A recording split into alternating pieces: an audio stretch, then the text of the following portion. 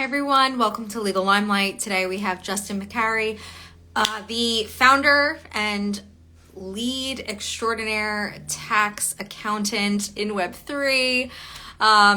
Justin Macari, super excited. He owns MacTax and we met at VCon. We're going to talk all things Web3, tax, what's going on in the crypto community. I'm super excited and looking forward to picking up our conversation.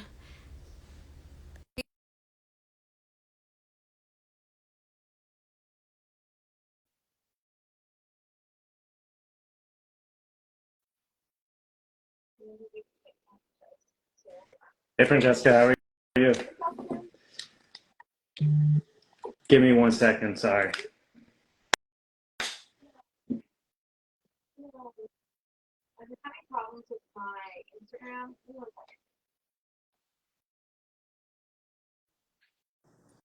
Okay, I can great. hear you. Awesome.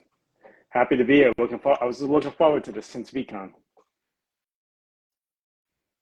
Oh, it's so great. I love the Mac tax in the back. You need one that's like flipped the other way Yeah, for Instagram that would be Live cool. only. I should work on that. Yeah.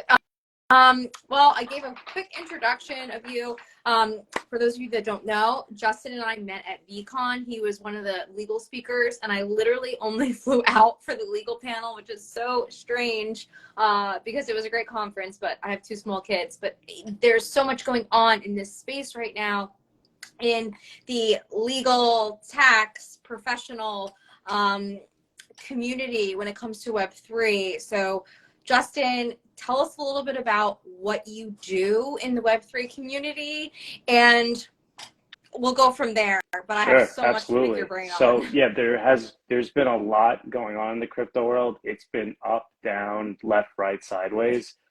But what I do is help businesses and individuals file their crypto tax reports. Um, my wife loves to kill me because she's sick of hearing this over and over again, but I say it all the time. It's like the first question on the tax return after what your name is. It's like a huge important area. So it doesn't really matter what you do in the crypto world. I know everyone's got, their preconceptions of if it's a scam, if it's going to be the next, US dollar. There's all these crazy theories out there, but no matter what you're doing in it, you have to still report it somehow on your taxes. And that is just like a nightmare right now because it's not easy. Taxpayers have to do it themselves or find somebody like us that will help them do it. And many people are not like aware that it needs to be reported. They get confused, they get scared. So that's mainly what I do. That's like a niche of our business. We really got into this when BeFriends minted. We mainly handle doing personal and business income taxes, like also, monthly QuickBooks for businesses. But the NFT and crypto space is an area we kind of dove headfirst into. Not a lot of accountants really want to be dealing with it, or haven't taken the time or haven't had the time to really get involved in it. So it's been an ever growing area of our practice. Speaking at NFT New York City was a great opportunity. So was VCon. So it's been really great working in this space so far, and everyone I've met, from you to others at VCon and all these crypto conference events is great. It's everyone's hungry and excited in this new industry. So it's really fun, and it's gonna keep going. It doesn't seem like it's going away. It's not going away, and I know I was just talking to my husband that like NFTs are at an all-time low with the market, but I think the fact that we're becoming a more digital society in all aspects. Crypto's not going away. I don't think NFTs are going away. This really is just the beginning. So this digital art collectibles, of course, we've been all saying it. Gary Vee has been saying it that majority of them are not going to be living up to the hype that they were, but the ones that come out of it really are building businesses and brands, and are becoming and are evolving. So for people who are interested in buying NFTs, buying crypto, what's like your, you have 3 minutes with someone, what's the overall main points that they really need to know Yeah, before they the main dive in? thing you really want to know if you're getting into like Web3 and buying NFTs, and the second you go from sending crypto outside of a single exchange, you're going to have issues tracking your gains and losses when it comes to your crypto. And that's not something fun. That's not something anyone wants to think about. They're like, oh, I'm going to go buy this, little stupid NFT. But, that if that blows up and makes a lot of money, now you have a tax obligation. And on the other side, you may have losses that can help you when you go to file your return and get more money back. So the first thing I would say is start tracking what you're doing. You can easily do that by using a software. We use Ledger at our firm. You'll see me in some of their content. It's, all these, there's a lot of crypto tax softwares out there. We prefer them. We find it's the most versatile. And if you want to, get involved in something that doesn't, not really traded that much or doesn't really have a value in terms of like these altcoins, it will help track it. And then it helps you track your, cost basis when you go to buy an NFT, and maybe you'll hold it for a year and eventually you go to sell it. But it's something similar to when you have a business. You need to keep track of your books. This way, at the end of the year, you have some information to give to your accountant, whether, to give your income and your expenses by your categories of how much you made for the year. Okay.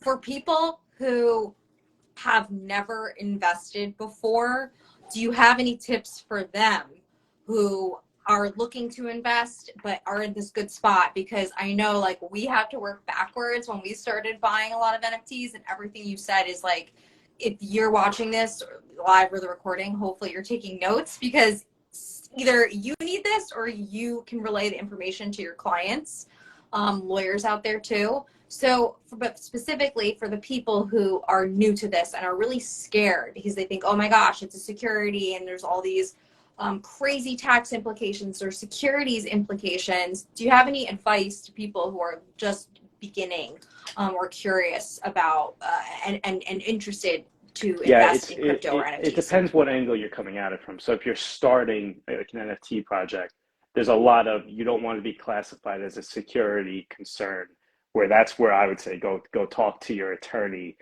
because that is a huge Right. legal and tax kind of crossroad where I say, oh, listen, you got to be careful of certain things. But if you're just a regular investor wanting to get started, it's different than stocks in that at the moment, all of crypto NFTs are not considered securities. They're just considered property.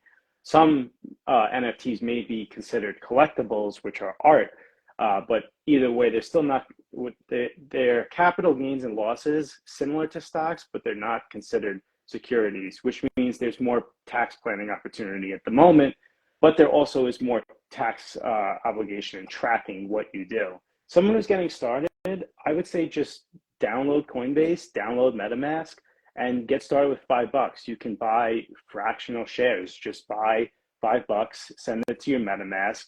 You're going to be shocked. It gets to the MetaMask account when you bucks, and just kind of get started and get a feel for it. I love what you're saying, because it's like, the wheels are spinning. Like there are so many different ways that you can use this actually as an investment opportunity. And I know that people are always trying to be strategic with their financial planning and investment. So, and you said like, this isn't going anywhere. So I would like to know what kind of you're doing. Are you buying NFTs? Are you buying crypto? Like, tell us a little bit about what you actually do. Yeah, me personally, I mean, I bought a lot of, I bought Ethereum and I bought some VFriends back in November when everything kind of crashed. I didn't get it exactly in June of last year when it was at its bottom, but I did some buying around the 1200 level. I kind of consolidated a lot of my NFTs and just put it into two more VFriends, VFriend ones, because that and Flyfish. I really am only sticking to the ones that I know. I'm familiar with the project. I can't keep up with so many different discords. I can barely keep up with what's going on in there. So I'm sticking to those two for now. But Which two? I think VFriends and the VFriends one and Flyfish at the moment. I have a few others, but that's probably just what I'm sticking to right now. And got some extra funds. Maybe I'll throw it in. I got an entrepreneur elf in the VFriends world. I felt that was appropriate. I'm sure, you can relate being an entrepreneur.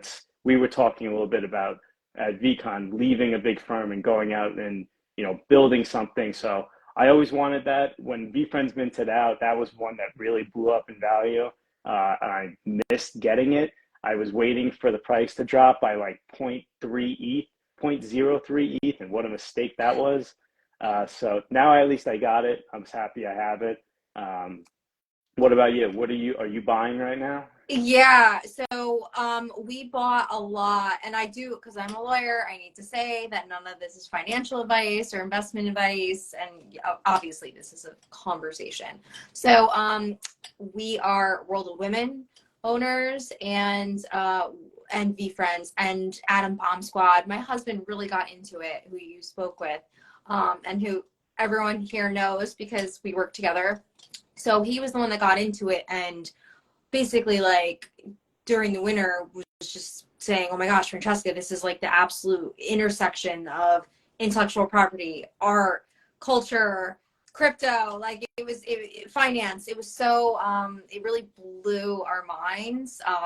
So he went down the rabbit hole investing, I went down the rabbit hole on IP, and it was really a great doing that together, because as I'm advising clients, and some of them now are like top 5 NFT projects that we represent. Like, I am not a lawyer that needs to get caught up or is going to charge the client, thousands of dollars to study NFTs or research. Like, we did that on the side, which is really cool. It's VFriends and World of Women for me are like the two main communities. I should look back into World of Women. I got into one of their events at the first VCon, and I was like, wow, this is like a cool project. I remember sitting down with Beeple at the World of Women event at the first VCon. Wow. I was like, wow, this is so cool. And he's asking me, it's called Token Trove, and I was telling him how Book Games is on Token Trove, and he's like, oh, is that like a good platform? I'm like, yeah, Gary Vee's like all over it. He's like, oh, good, I own that. I was like, of course you do. You're like a millionaire. Of course you do. multi. Wow. No, I love But it. I like what. Sorry, go ahead. I was just gonna say, you talked about events and community, but keep going.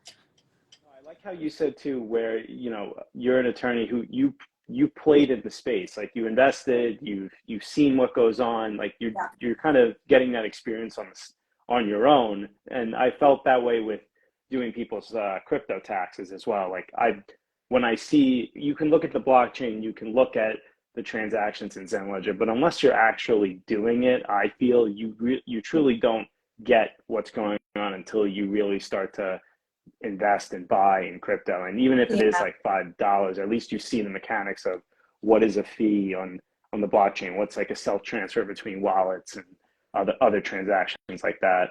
It's like, when I was 10 years ago, right, when I started my law journey, I would just remember some of these partners not knowing what social media was or Instagram, but doing pretty big, important deals, and having no idea and outsourcing it either to me or someone younger.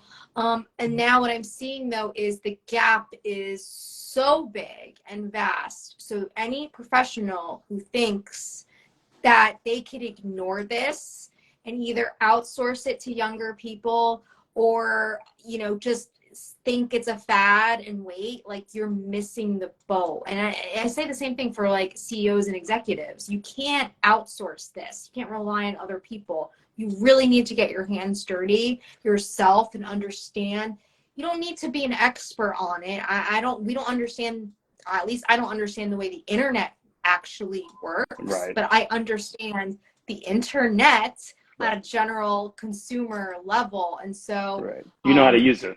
Exactly. And I like that you said that, because that's how we connected. And I think that clients are getting more savvy. It's not that you get a lawyer from a referral anymore, or a CPA from a referral. Like, they are on social and looking online to see okay, I want to find an advisor that really understands this. Let's see what they're posting on LinkedIn. Let's see what content they're making. I think that's why we're even here, Yeah, right? Like to it's so stay, true.